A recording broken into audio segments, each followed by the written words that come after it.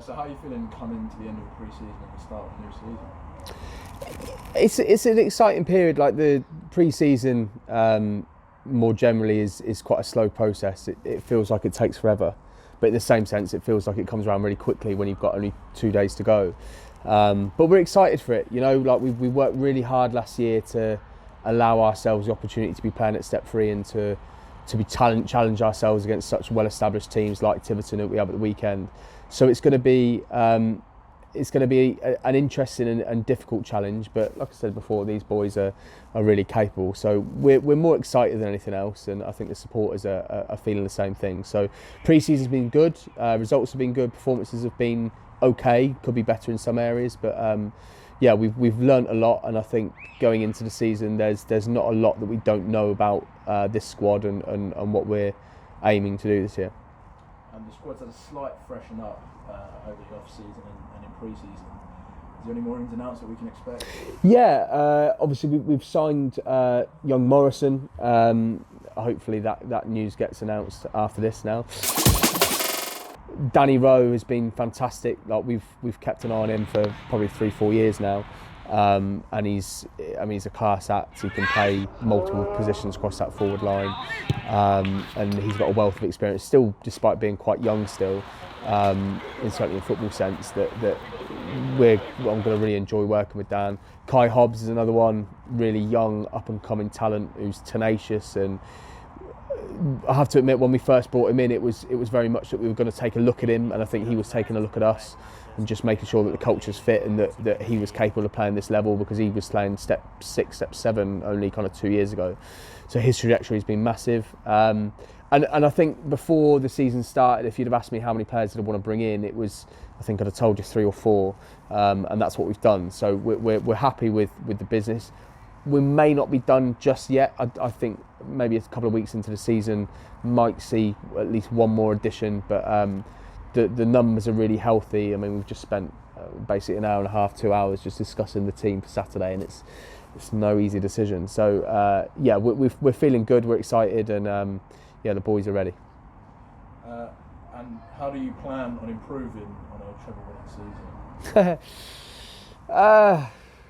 It's difficult, you know. Terry Brown, who actually gave me this job when he was chairman at the time, he called me up a couple of days later, basically going, "Well, enjoy the moment because you won't get one like this again." And there's truth to that, you know. But I'll die trying. And it's that you can rank achievements and stuff, but I think anything we do this year will outweigh last year, you know, because it's a higher level. We've got different challenges, different questions of us. Like last year was exceptional, particularly in the style that we won things, like last minute winners that we didn't even score.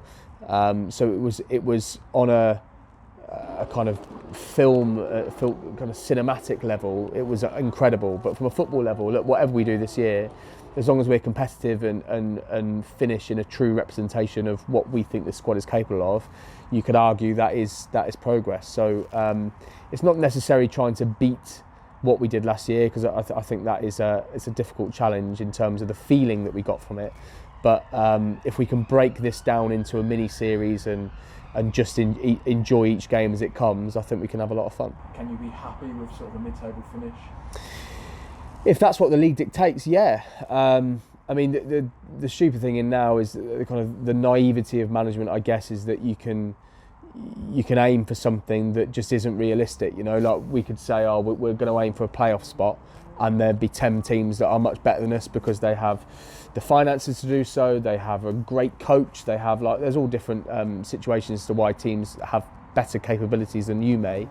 But again, I look at this squad and I'm really happy with what we've got on a personality level, on an age level, on a mentality level. Like there's not a lot that I don't like about this squad. There's 1 or 2 chinks in our armour, absolutely, that we'll try and iron out.